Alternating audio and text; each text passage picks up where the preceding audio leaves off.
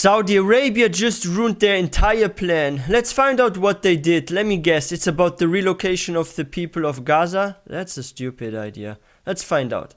Assalamu alaikum, brothers and Wa alaikum sisters. salam wa I hope rahmatullahi you're wa well. barakatuh. Since taking Alhamdulillah. office, Trump has repeatedly demonstrated that he will be more favorable to Israel than any other president of the United States. Yeah, what about However, the in the Muslim midst voters? of this outpouring of love and sympathy for Israel, one country has shown a red eye to Trump's plans and indicated that it will oppose his seemingly ill intentions for Palestine. Who is the nation that dared to say no to both the United States and Israel? Saudi Arabia reiterated on Wednesday that it will not pursue normalization of relations with Israel unless an independent Palestinian state is established, refuting U.S. President Donald Trump's claim that Saudi Arabia is no longer interested in establishing a Palestinian state. The Saudi Foreign Ministry issued a statement emphasizing the kingdom's firm and unwavering stance in light of Trump's remarks during a meeting. You know, it's like so funny. And this is something I actually was worried about, and I was correct. So if a person says, I will bring peace to a certain region in the world, right? Especially a president candidate like Trump. You know, there are like two meanings behind bringing peace to a region, right? It can be a peace by a militarily overthrow of a country, right? Or complete occupation. It can be by displacement of the people and just moving them to another place. Like, there are many ways to bring peace to a certain region, or an unfavorable deal or settlement, like what so many people fear now about Ukraine, right? So what is going on here? Trump says something, the Muslim voters say, yay, he's our hero. He will bring peace to the Middle East. He will bring peace to the world, and blah blah blah blah blah. And what happens at the end? There's a catch to the peace, right? Like this peace is not explained in detail. He just said, I will bring peace. Now, what does peace mean? He didn't say exactly the plan what he was going to. He didn't say, I'm going to threaten Israel or something. No, he didn't say that. He didn't say, oh, I'm going to massive sanction them if they don't stop. No, he didn't say that. He only said he's going to solve the issue and bring peace. Now, he didn't mention the method, and Muslim voters were like, no, he's going to be our hero, he's going to be our savior, he's going to do the best thing ever. Look at this. This is why if someone says something, ask them for the details, not just a general statement. Because he made a general statement, a general promise. He didn't say the details of this plan, right? So why did you trust him? During a meeting with Israeli Prime Minister Benjamin Netanyahu at the White House on Tuesday. When asked if the Saudis still care about establishing a Palestinian state during this discussion, Trump, who was seated opposite Netanyahu in the Oval Office, replied, no, they don't. Why do they Last even year, need Israel? Trump's comments on Mohammed bin Salman's lack of interest in a Palestinian state went viral, and the Crown Prince was heavily criticized for them. However, by making such a clear determination not to pursue any normalization with Israel if the Palestinian state is not founded, it does appear that this ambition has not been completely abandoned. The fact that Trump stated in a recent speech that the United States is considering taking control of the Gaza region may have prompted MBS to express his position on the region. The Arab governments had already rejected Trump's request to accept Palestinian refugees within their borders so that he could address Gaza. But a question arises. Why did MBS previously indicate that he was not interested in the building of a Palestinian state? Why do all of his words and announcements appear to be more concerned with the future of the normalization agreement than with the Palestinians? Will the Saudi government's announcement be taken seriously by Trump or Netanyahu? Let me explain what is going on here, because a lot of people don't understand this. You have to actually research this on Google to actually understand it and look at the military power of all the countries in the world. You know why some Muslim or majority Muslim countries are neutral?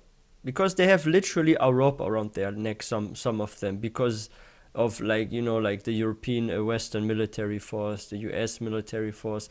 And a lot of Muslim countries don't have this kind of voice, because not only are we Muslims not united, but there isn't a Muslim superpower. So, like, imagine politically you have following situation, right? You have many smaller powers, and you have, let's say, 3 or 4, it's more like 3 actually if you include China, right? You have like 3 superpowers right now, right? What is the superpower in the world right now? You have the US. You could technically add a fourth superpower by saying NATO and the EU. So yeah, let's do this. So we have like 4 superpowers. We have the US. We have like the whole of NATO, the European countries. They are like united, but sort of not united. The politics are a bit confusing in EU, by the way, but you can still count them as a united superpower.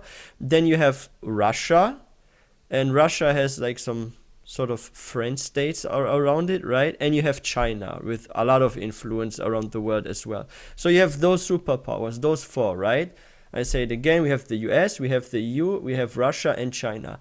But there isn't a Muslim superpower, right? So a lot of countries, especially those that don't have the strongest military power, they're like silenced. They don't want to speak up because they think they're just gonna get hammered and missile down by another country if they speak up or something. And that is because, unfortunately, there isn't a strong Muslim superpower in the world. I believe there should be 5 superpowers in the world, right now, and one should be a united Muslim Ummah that says, just like NATO, hey, touch our friend and we're gonna punch you back. Because then people are intimidated, they don't even want to steal land. Like a strange example, but let's say a European country, like France, for example, yeah? Someone tries to take a part of France. There's like 10 countries with millions of soldiers saying, if you do this, we're gonna attack you. So nobody thinks about taking a bit of land of France, right? But when it comes to Palestine also, there's not like 10 countries that say, we're gonna come into your country and we're gonna secure them or something. No, there's no Muslim superpower. Like when it comes to like military force, like I said, there's only those 4. So there's not gonna be any aid, right? And if Saudi Arabia, like let's say, messed up, right? And something happens and you have EU, you have US and all that. Like it's one country against multiple countries, basically. So it's kind of like like a peaceful intimidation? Is that how you can describe this political mess, right? Like you have like superpowers that are like saying, if you act up, we're gonna send our full force against you. Kind of like that. So they can't even speak up even if they wanted to. It's like being the short guy going to this strong, tall guy with many muscles, and he says, say one wrong word and I'm gonna do something to you. Like the small guy is not gonna act up, right? Because there's like a taller guy in front. Because this is the problem, like the Muslim Ummah is not united. There's not a NATO for Muslim countries. This doesn't exist right now, right? Like hopefully in the future, inshallah, because there will be more peace, right?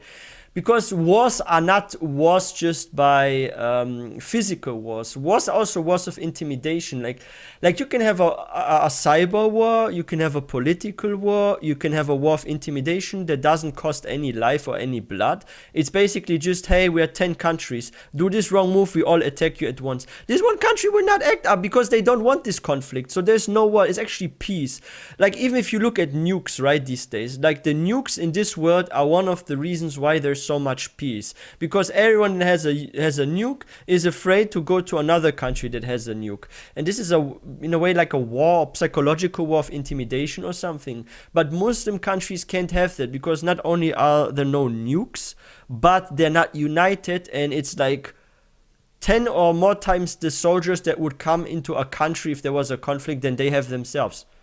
So mathematically, it doesn't make sense to get into a conflict. And what I think politically was the case is they didn't want to say anything because they were afraid of conflict, right? So this is the thing, right? Like if you look at the scales of military, like it's uneven on those two sides, right? So one country can't say anything because they wouldn't be on the same level militarily. Like this is the thing, right? Like you have to actually Google it. Look how many active soldiers are in, let's say, Saudi Arabia, and then look at like how many soldiers are in NATO, how many soldiers are in the US, how many soldiers are active in China. Like the case could be the same with, let's say, Saudi Arabia, and there's a Muslim country where China is trying to grab some land. And I'm not saying this is happening right now, right? We have only actually those 2 major conflicts now, right? Like Ukraine, and we have this with Palestine, right? But if you look at it, if China did something similar, right, I don't think Saudi Arabia would do anything as well. Why? Because they know that China has like 10 times more soldiers, and you can Google this up. Like this is the thing. If you are militarily behind another country because of the maximum population, the active personnel. Like, you're not gonna act up because you want to avoid conflict, right? So that's the thing. Or Netanyahu? Only time will tell. Trump's latest viral actions, as well as all of his policies that support Israel's far-right ideas, have demonstrated who the true president of the United States is. Will MBS in the future step down from his own words, or does he genuinely care about the Palestinians? What are your I think he thoughts cares, on but the he can't do announcement? anything. Let us know in the comment section below. Because May it's a fight Allah he wouldn't be protect able to all of win, he us thinks. from hypocritical leaders. May Allah liberate the Palestinians. Ameen.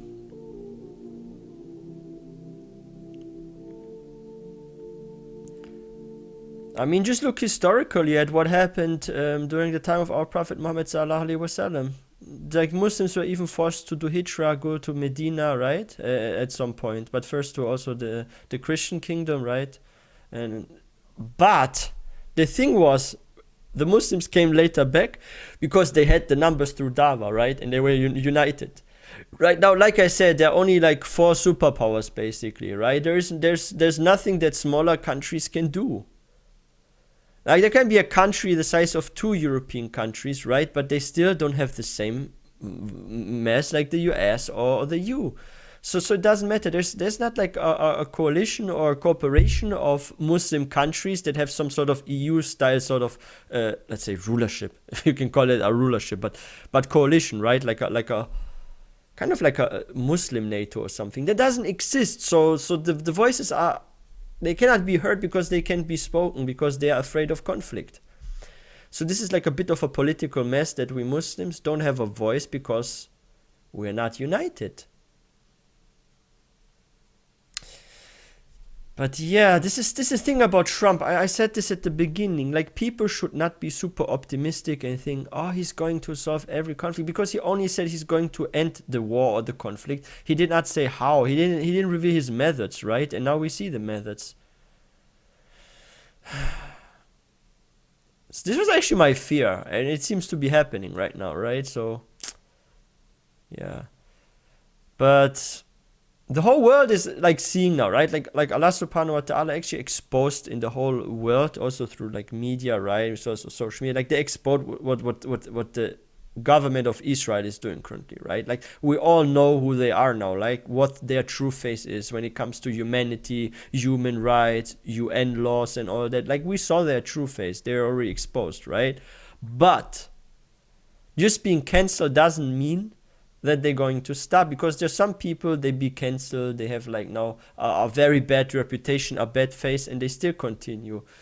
Like, it's a tough situation right now, because just canceling someone that is anyway now how do I say, like an unpopular party or state, they're still gonna do what they're gonna do, right? What they want to do. So yeah, may Allah bring ease and victory to the Palestinians. I mean, may Allah give them their own state so they can be in peace and independent. I mean, but yeah, if you guys are new to this channel, please don't forget to hit that subscribe button for more content. If you guys enjoyed this video, please don't forget to give this one a thumbs up, and I will see you guys next time, inshallah.